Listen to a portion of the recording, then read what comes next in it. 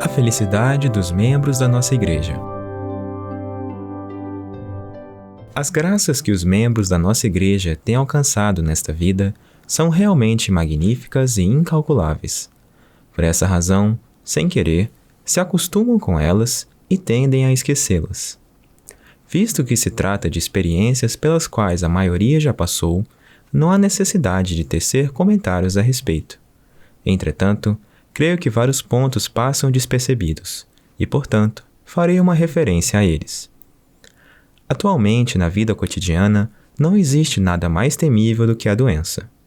Por conseguinte, acredito não haver uma única pessoa que não recorra a médicos e medicamentos. Por exemplo, mesmo que alguém venha a contrair uma simples gripe, é acometido de febre, sensação de cansaço, perda de paladar. Além desses sintomas, por sentir queimação no peito, passa a se preocupar, imaginando que o estômago está com problemas. Caso tenha uma leve dor de barriga ou uma diarreia, logo passa a imaginar: será que o intestino está com algum problema?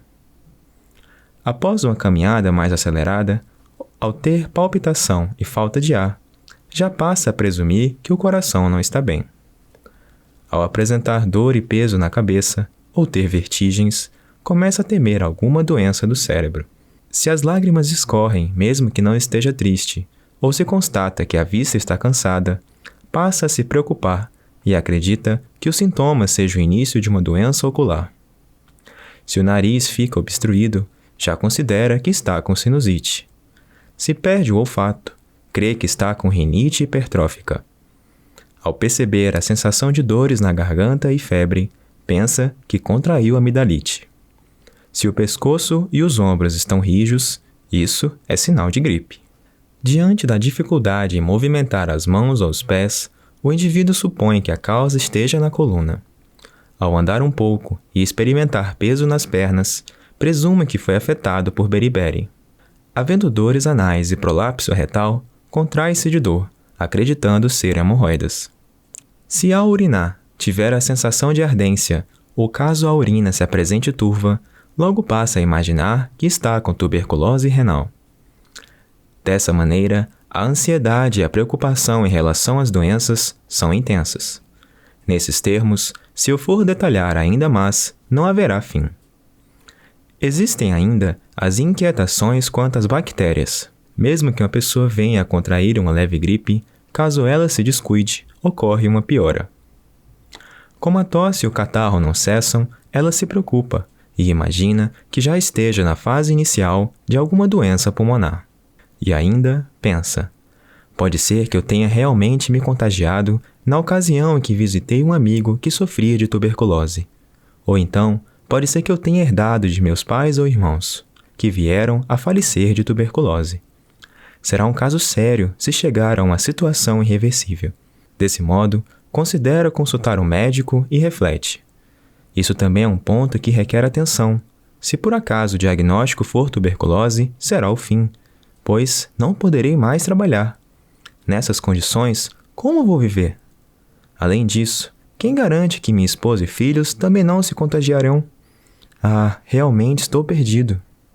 Dessa forma, as pessoas que se encontram nesse desespero começam a procurar publicações relacionadas à tuberculose e a lê-las avidamente, noite adentro. Apesar de estar escrito nos referidos livros que a cura da tuberculose é certa, na realidade, as referidas afirmações são superficiais e as explicações são científicas e detalhadas ao extremo, o que as deixa realmente apavoradas. Se bem que quando se fala em ciência, as pessoas confiam incondicionalmente. Portanto, quanto mais leem, mais aumentam suas preocupações. Mesmo que haja cura, não se sabe quantos anos vai levar para ocorrer. Além disso, submetendo-se ao repouso absoluto, elas nada poderão fazer. Se for por um curto período, sobreviverão graças, por exemplo, à poupança, ao seguro-saúde e ao auxílio-doença. No entanto, as pessoas continuam inseguras em relação ao futuro. Além disso, uma vez que os gastos com os tratamentos médicos são elevados, a menos que possuam consideráveis recursos financeiros, elas costumam ficar demasiadamente preocupadas com a doença, e acabam por sofrer cada vez mais. Contudo, isso não se limita à tuberculose. Ultimamente, é comum a propagação de várias doenças contagiosas. Quando advém uma diarreia intensa, as pessoas já começam a se afligir, presumindo que isso seja o início de uma disenteria. Nos casos em que notam estar com febre, mesmo sem estarem gripadas, logo ficam temerosas e pensam: será que não estou com tifo? Principalmente, quando percebe que o filho se encontra desanimado, sonolento e bocejando, a mãe já acha que ele está com disenteria infantil ou meningite japonesa. Se a criança começa a tossir de forma mais intensa e prolongada, a mãe pensa que está com coqueluche. Se a garganta passa a emitir sons semelhantes a um silvo, acredita que já contraiu difteria. Caso o filho passe a andar de maneira estranha, pensa que ele está com paralisia infantil ou osteomielite da medula espinal. Se permanece um tanto distraído e desatento, entende que a capacidade intelectual está diminuindo. Se não engorda, logo suspeita que está com baixa resistência a certas doenças. Se reclama que a visão está embaçada, acredita que contraiu tracoma. Há crianças que sofrem igualmente de hérnia, têm preferências alimentares e temperamento explosivo. Se continuarmos a enumerar, não haverá fim. Além do fluxo menstrual irregular, frequentemente as mulheres têm sofrido de cólicas menstruais, corrimento, antiversoflexão uterina e transtornos psíquicos. Na gravidez, a maioria sofre, por exemplo, de enjoo, nefropatia gravídica, gravidez ectópica, parto prematuro e também mau posicionamento do feto. A título de exemplo, as pessoas em geral sentem enjoo em navio e em veículos. Elas têm insônia, zumbido nos ouvidos, congestão nasal, miopia, astigmatismo, constipação intestinal e má digestão. Isso é, de fato, um desconforto, pois existem doenças que sequer conseguimos denominar. Dessa maneira, não há quem, em maior ou menor grau, não sofra de alguma doença. Não é exagero dizer que neste mundo ninguém é perfeitamente sadio. Então, deveríamos refletir profundamente se esta é a normal e verdadeira condição do ser humano. É impensável que, originariamente, Deus, onipotente e criador do universo, tenha criado seres vivos tão imperfeitos quanto estes. No entanto, imagino que há um grande equívoco em relação ao fato de os seres humanos terem se tornado tão frágeis, como se observa na atualidade. Desde os tempos antigos, disse que o ser humano possui mais de 400 tipos de doenças. Atualmente, estão afirmando que seu número tem ultrapassado a casa dos milhares. É um fato realmente curioso. Apesar disso, comenta-se com orgulho que a medicina progrediu. De fato, sinto vontade de dizer que isso constitui uma completa loucura.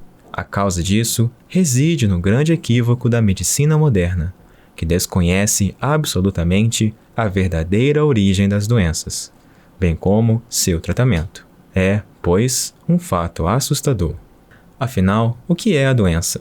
A resposta é muito simples. É o sofrimento decorrente do processo de eliminação de elementos tóxicos que não devem permanecer no interior do corpo. Os referidos elementos nada mais são do que os medicamentos. Consequentemente, não existe nada tão importante quanto a doença. Se compreendermos isso do fundo do coração, ao invés de nos preocuparmos, passaremos a perceber que a gripe, a diarreia, têm sua função, e que devemos ser gratos às bactérias. Assim sendo, cada vez que adoecermos, a saúde aumentará e, no final, obviamente, seremos tão saudáveis que, mesmo que as bactérias passem a existir no interior do corpo, as doenças não vão mais aparecer. Isto não será realmente motivo de gratidão? A realidade nos tem comprovado isto claramente. Quando a pessoa ingressa na nossa igreja, conforme afirmei antes, a incidência das doenças vai diminuindo de forma gradativa, e com o passar do tempo, ela se torna cada vez mais saudável. Raramente há óbitos, mas isso se dá em decorrência da grande quantidade de toxinas medicamentosas e do tempo necessário para sua eliminação. Diante disso, a morte sobrevém em razão do enfraquecimento físico. Contudo, Esse número é bastante baixo.